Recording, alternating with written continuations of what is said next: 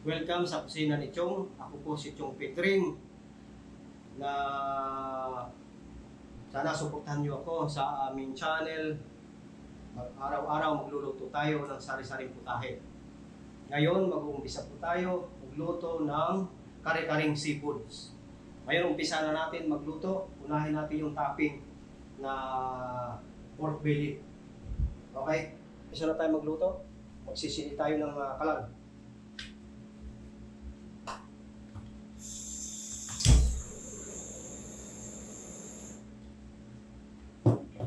Kailangan natin i-golden brown itong bilik.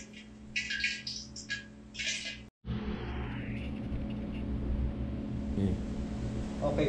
Okay na? Okay ngayon, pag-umpisa na tayo magluto, magsisili tayo ng kalan.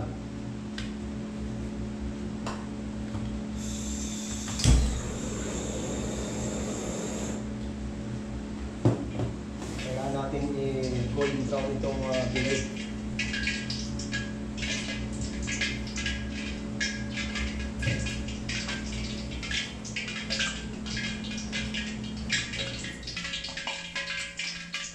Putok-putok pa.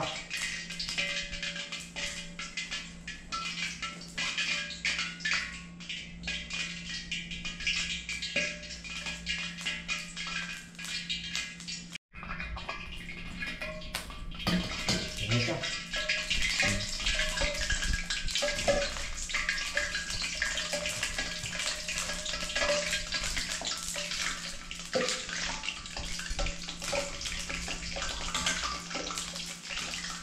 Ayun, dalawang salang tayo.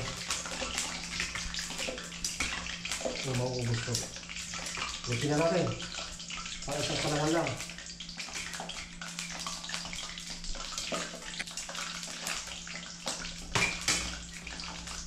Okay, takpan. Baka pumuto. Okay, habang hinihintay natin maging golden brown itong ating pork belly, isa tungo tayo doon sa isang side yung ating mga lulutuin na kare-kare para maipaliwanag ko sa inyo. Okay, papakita ko sa inyo ang lahat ng mga ingredients sa kare-karing seafood. Tingnan natin. Okay. Una, nandito po pakita ko sa inyo itong mga gulay. Ito po pinakulaan natin ito ng saglit na oras lamang. 30 seconds lang yung mga gulay sa Sprite. Kaya malasa-malasa po ito. Andito yung talong, nandito yung pichay, nandito yung bagyo beans, nandito yung puso ng saging. Kumpleto po, nandito yung bagoong, nandito yung tahong, pusit, sugpo, hipon, alimaw, nandito po. Kumpleto po ito. Mamaya, ito po ano natin sa butter at saka garlic para malasang-malasa bago natin gagawin ng pinakasos ng kare-kare. Okay? Okay, ngayon kailangan natin baliktarin yung ating pork belly para parehas ang pagluluto. Parehas ang kulay. Kailangan baliktarin natin. Oh. Yun, pula na.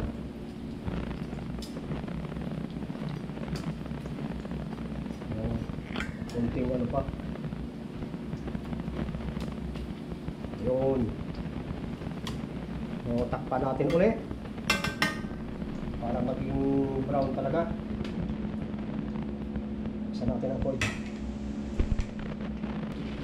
Hintay lang natin na maging golden brown yung ating pork belly, tapos hanguin na natin. Tapos asimbulin na natin yung ating kanin. Okay, ngayon hanguin na natin para mag second fry tayo mamaya para malutong na malutong talaga itong ating pork belly bago natin i-topping doon sa ating kare-kare.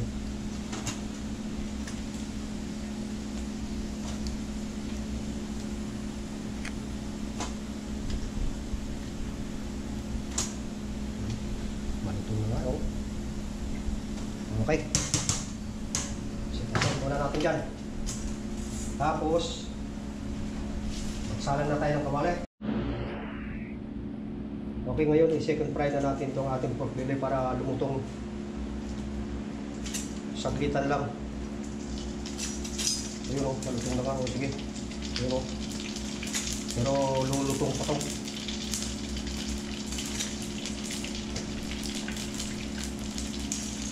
Hindi na puputok yan.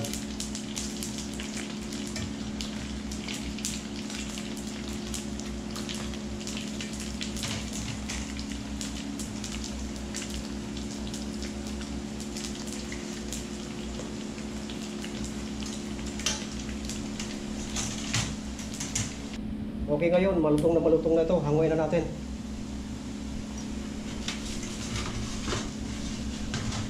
Yan natin lalagyan sa para makatulong muna. Kaya. Okay, ngayon, nahangon na natin itong ating pork belly. Tingnan nyo, talagang napakalutong. Talagang putok na putok yung mga balat. Okay? Okay, umpisa natin itong tahong. Maisutin natin sa bawang at saka butter para malasang malasa. Kalahati.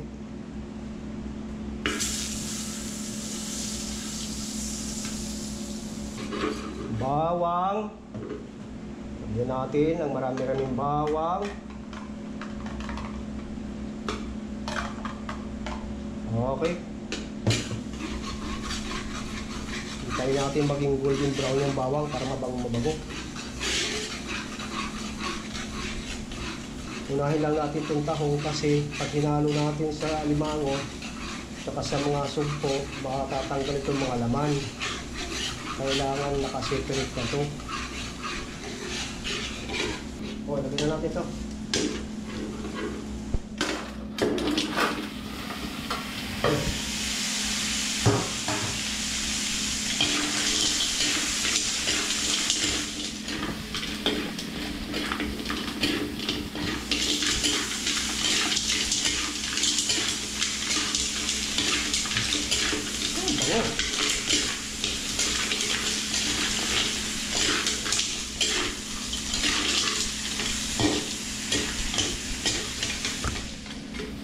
Lagyan natin ng butter ng ito.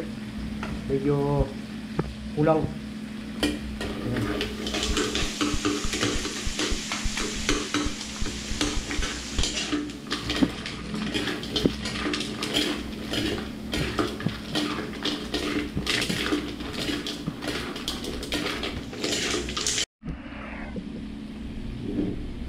Okay, hanguin na natin.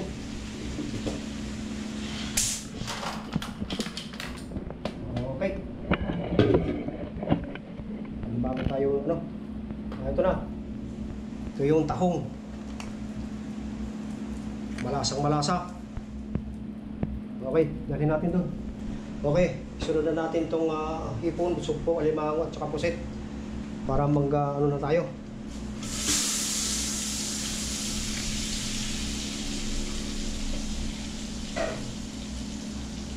Busin na natin ito.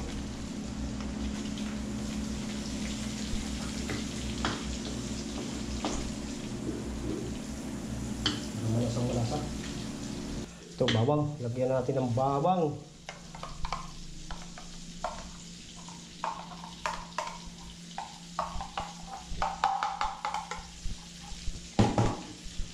Haluin natin hanggang maging golden brown bago natin ilagay yung mga seafoods natin.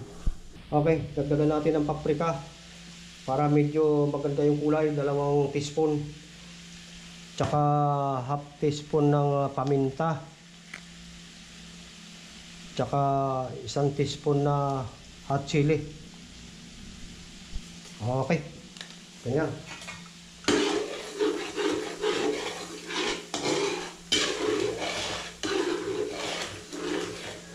Oh, lagyan natin yung ano. Unahin muna ito yung isip.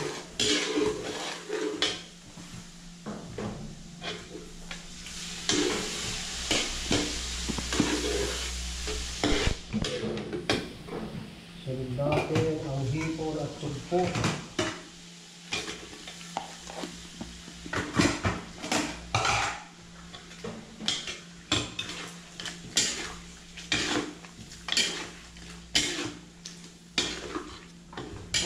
Malasa na to. Laksan natin yung pa yung konti. Tapos itong ating alimango.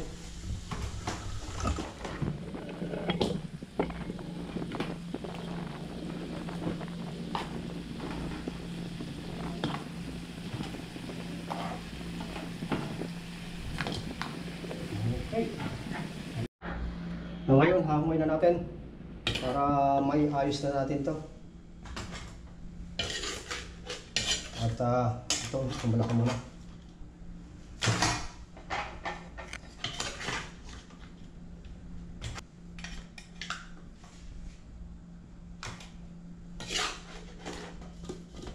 Okay. Diyan na tayo magigisa ng ng sauce natin. Ay, ito na. Ito. Oh, hinango na natin yung ating mga seafoods. Okay, yung ginamit natin kawali, ito na rin yung kawali ginamit natin, yung pinagisa natin ng mga ating seafood. So ngayon maglalagay tayo ng atsuete na may mantika na. Ito na ang gagamitin natin. Oh.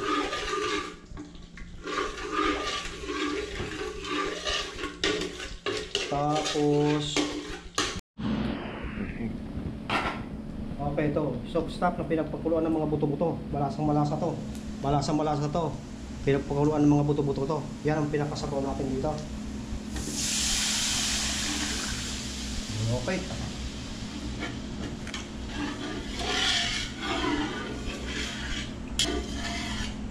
Sudan natin itong peanut, siyempre. Ito yung magpapalasa talaga.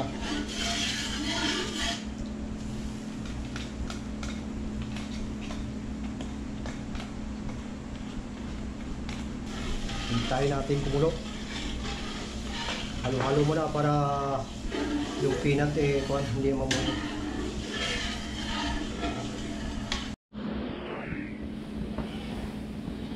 Okay, mag-add na tayo na dito ng kaunting paminta para malasang-malasa talaga. Half a teaspoon lang. Okay na yan.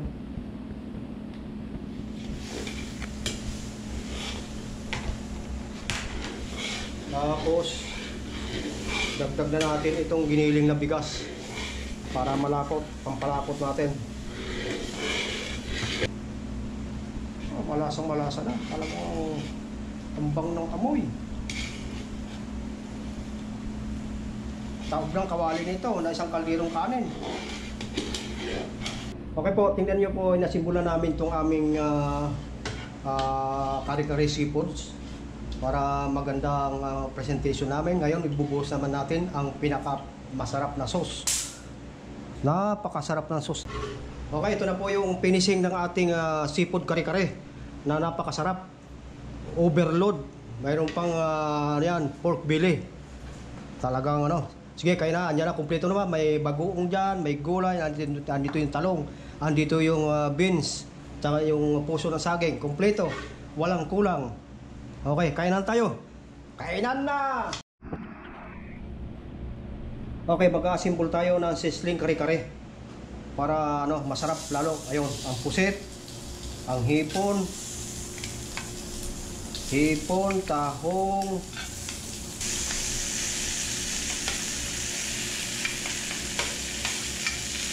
alright. Tapos lagay natin ang sauce. Malasang-malasa. Musok na. Kumukulo-kulo pa. Jesus, kanamit, karasa. Okay, kailan na.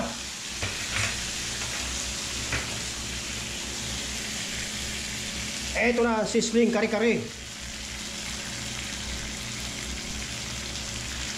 Tingnan nyo, masarap. Okay, tingnan natin. Tikman natin itong kare-kare na seafoods kung gaano ka sarap talaga ito. Okay, kain na. Kuha tayo ng isang tahong, isang hipon. Alam mo, senior na tayo, hindi tayo pwedeng kumain ng marami. Tsaka gulay, talong, tsaka yung beans. Masarap na masarap ang lasa, panalo. Talagang napakasarap. Pwede pandayo.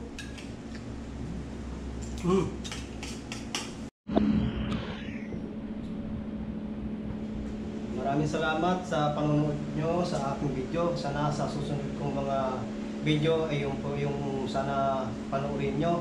At marami pa tayong mga lulutuin na mga iba't ibang putahe. Araw-araw iba't ibang putahe.